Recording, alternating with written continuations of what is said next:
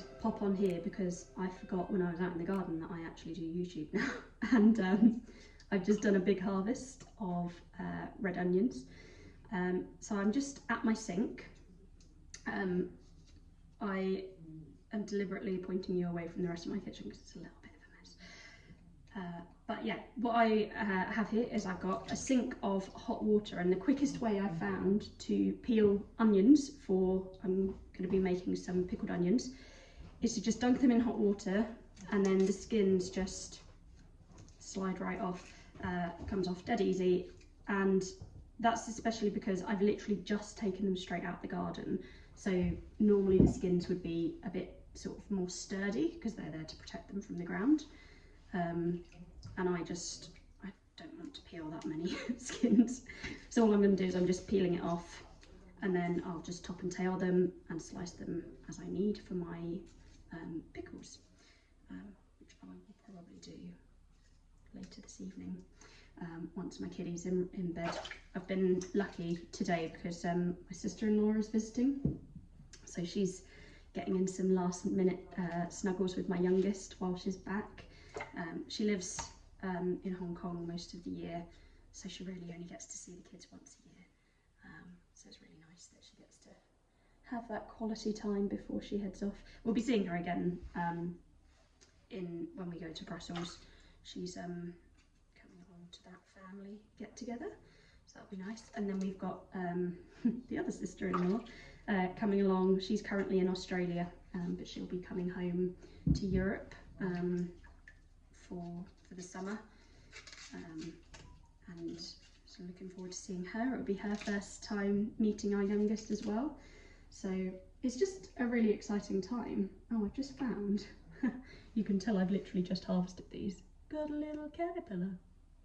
Gotta figure out what to do with him. I think I probably have to take him outside. Do you want to go in my compost bin? Go over there, thank you.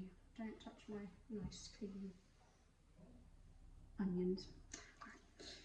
Take them out with the compost. But I've had real issues. I think this is the problem. I'm too soft because I complain about having issues with pests, and then I see a little tiny caterpillar and I'm like, oh, it's so cute, it's so cute. I want to save it. Oh dear. Don't think all pests are built the same. Like, we've had flea beetles all over the brassicas. I must get out there. I saw a tip from Acre Homestead. She had some, Becky from Acre Homestead had some flea beetles on her tomatoes, and she sprayed them with soapy water. So I'm going to try it. I'm not entirely convinced, but worth a try, isn't it? Because I don't even know if they're going to be able to spring back. I'm just so you know, in the middle of things, as it were, that actually remembering to do stuff like that, it can sometimes be quite difficult. And I guess that's partly why we're doing this YouTube series, so that we can share tips and strategies on how do you make time for your own hobbies and passions and not let them go completely to pot when you have small children to look after. We've also got our eldest potty training at the moment, which is an experience. So there's not really much time in the evenings after they get back from nursery to go out in the garden, because we kind of have to just keep an eye on any signs that he might need to go to the potty. So that's fun.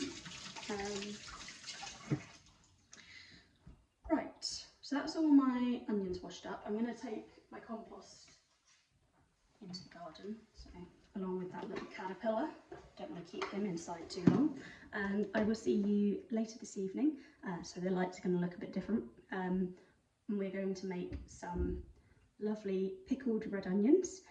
So I'm going to preserve them like that. We love to eat pickled red onions either on burgers, on salads, or our favourite way is with pulled pork and macaroni cheese, and it just cuts through the richness of all that and it just makes it taste amazing. So we got that recipe from our friend Tim, who's part of my husband's, it's called Mobs. It's going to sound really geeky, Minecraft oriented Banker Society, and they're such a tight-knit group of friends, and you know, I feel really lucky because they've welcomed me into their friendship group. But yes, our friend Tim gave me this recipe, so I'm going to share that with you as well. So these are all going to be contender. So this is where the Maxidor ones were, and these have given me a nice harvest. I was just waiting for a couple of them to kind of finish ripening. We're actually going to eat those tonight with some pork chops and some semolina mash. That's our favourite way to eat them. So we have them sort of sautéed in garlicky kind of butter sauce. I don't know if these are going to give me another flush, so I think what I might do is just pull them out and have them all come up at the same time. That feels like that makes more sense to me. So I'm going to go ahead and pour these.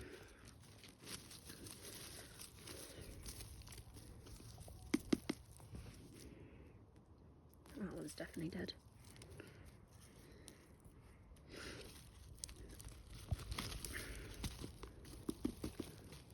Oh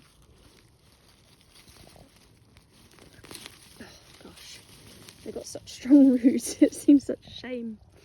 Right, I'm going to pull that off and get that compost in there. Yeah, I think what I should have done is bring some shears out, but it'll be okay. Just pull that off. Surprising, because I got quite a lot of just those 4-5 plants there. Oh, there's some more under there. So, last one.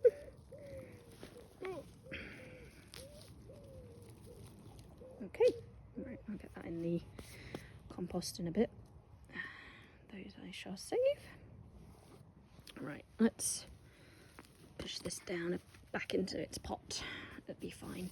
So this has got some nice soil structure now because it's had all of those nice bean roots to kind of build some structure. So this is the contender version. If you're wondering why I don't wear gloves in the garden, it's for 2 reasons. One, I like the benefits that soil gives you in terms of, it's supposed to be good for like if you have depression, which in my last with my last pregnancy I did struggle with postnatal depression.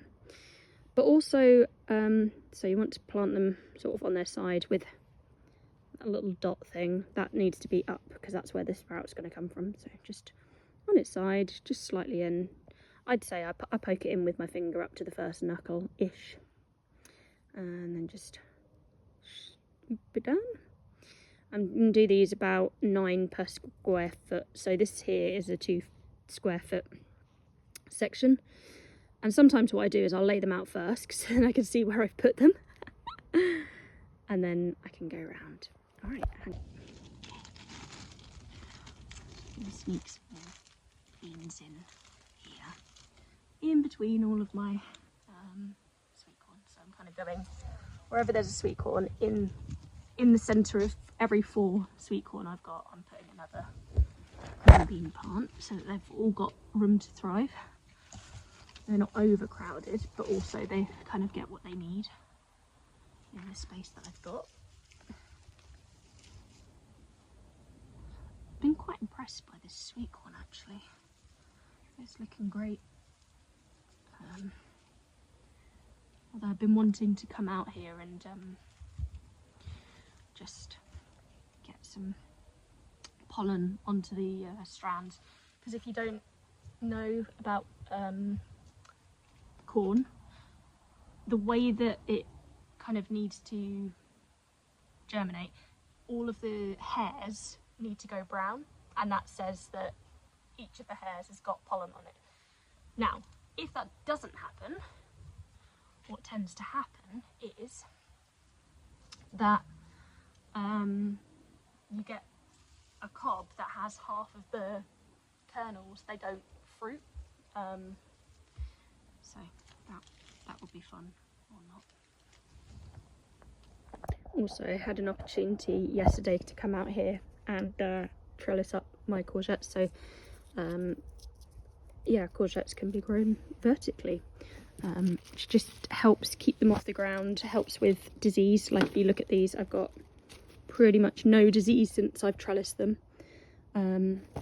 which is quite exciting actually. I've got a nice big courgette here.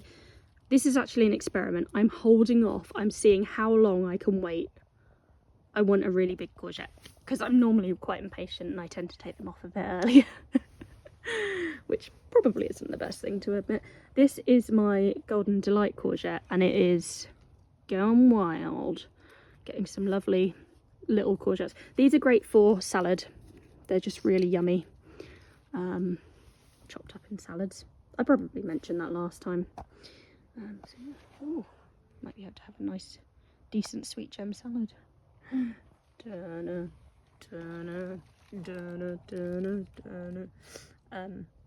Need to figure out what to do about the slugs in the garden. That one is not one of the nice ones. There is another kind of slug that I've seen in the garden that's called a leopard slug, and apparently that eats other slugs. So anytime I've seen one of those, I've left them. But this one, that is not a leopard slug. So I need to figure out what I'm going to do about that. Might put that in a beer trap or something. I'm sure it'll be fine. Right, hang on, what do I do with that package? There we go. Always pick up your rubbish, ladies and gentlemen.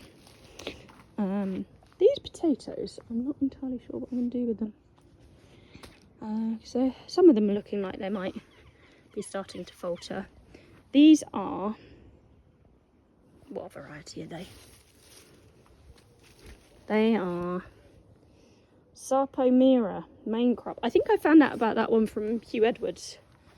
What an absolute gent on YouTube. He mentioned that they're quite blight resistant, and they seem to have been doing quite well. They're a main crop, so I won't be harvesting those till late August, September. I need to look up when I'm supposed to be doing that. Anyway, so that's a random day in the garden. Also, you will notice, do you know what? I actually need to resort this. I've taken out all my onions. I'm going to be making some pickled onions with you all in a second. So I've taken out my onions. But I think what I might do, I've also taken out another nasturtium that was looking awful. I've taken out the potatoes that were self-seeded. I got 2 potatoes from that whole big plant. So that was a bit of a not a great use of space. But my celeriac seems to be doing okay, except for this one. And there's now a space over there. So I think I'm going to move this celeriac over there, put my onions down this row, because I've got another set of onions. And then, so everything kind of will make more sense. And then I'm going to fill in where the onions were with carrots, because the carrots were over that side. So I don't want to put 2 successions of carrots or onions in the same spots in the same bed. It's bad enough that it's going in the same bed, but it's in the same spots. This is just bug buffet, and I really need to figure out what to do. It's looking really bad. I don't know if I'm going to be able to rescue it. I mean, it's still alive, technically. It's not like it's dying. Maybe if I get the soapy water on it and just take off all the leaves. If you have any advice for this situation, please do help a girl out. This is my first year growing brassicas, and it's definitely a big learning curve. It's a big learning curve, so we shall see.